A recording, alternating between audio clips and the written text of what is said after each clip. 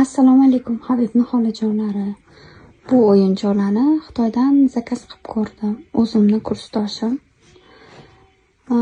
Nozimadan o'rgangan edim. Xitoydan zakaz qilishi sinov tariqasida o'yinchoq arzon bo'ladi, qanaqa bo'larkan, bitta sinab ko'ray deb zakaz qilib ko'rdim.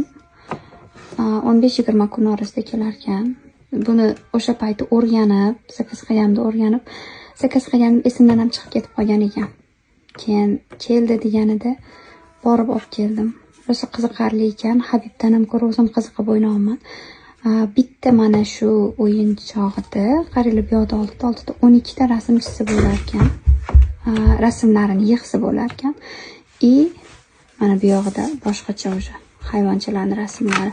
Rosa ham qiziqarli ekan. Habib qiziqdi, hali o'zi mustaqil qila olmadi.